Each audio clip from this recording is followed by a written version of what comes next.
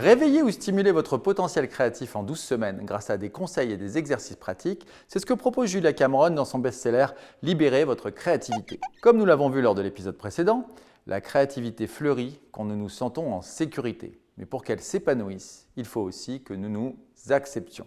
En deuxième semaine, notre mission consiste donc à retrouver un sentiment d'identité. Les camarades les plus pernicieux pour nous créateurs en reconquête sont ceux dont la créativité est toujours bloquée. La culpabilisation est l'arme favorite de ces amis qui se sentent abandonnés par notre départ du rang des bloqués. Shame, shame, shame. Shame on you. Souvent, la créativité est bloquée parce que nous acceptons les projets que d'autres personnes ont conçus pour nous. En tant que créateurs bloqués, nous ne nous focalisons pas sur les responsabilités que nous avons envers nous-mêmes, mais sur celles que nous avons envers les autres. J'ai repassé vos chemises, lavé vos slips, surveillé vos études. Je me suis fait des monceaux de billes, je n'ai vécu que pour vous. Le temps consacré aux pages du matin permet de commencer à se soutenir soi-même en nourrissant notre lien intérieur avec le grand créateur.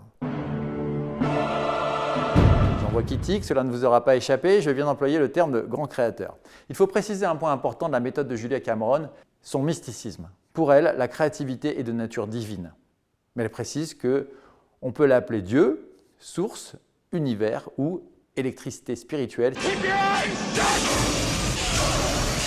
Mais qu'on y croit ou non, cette méthode fonctionne même si l'on refuse d'y voir un éveil spirituel. Pour Julia, le grand créateur nous a dotés de créativité et notre don en retour, c'est de l'utiliser.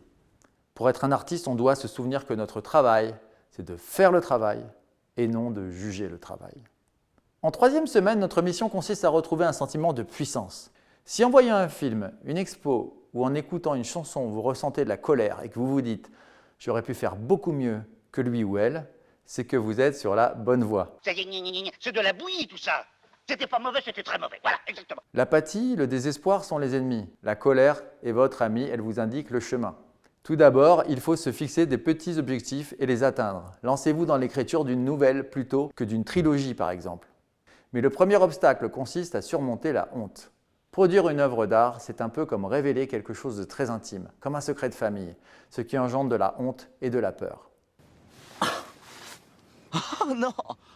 Oh non. De nombreux artistes commencent une œuvre d'art, avancent bien et, près de la fin, éprouvent un sentiment que mystérieusement, le travail s'est vidé de tout mérite. Ah merde. Il s'agit d'éviter la vulnérabilité, le jugement, la critique. Les critiques les plus dévastatrices sont les critiques qui dénigrent, rejettent, condamnent, de façon souvent malveillante, mais vague et difficile à réfuter. Don't you see that this painting is unpleasant?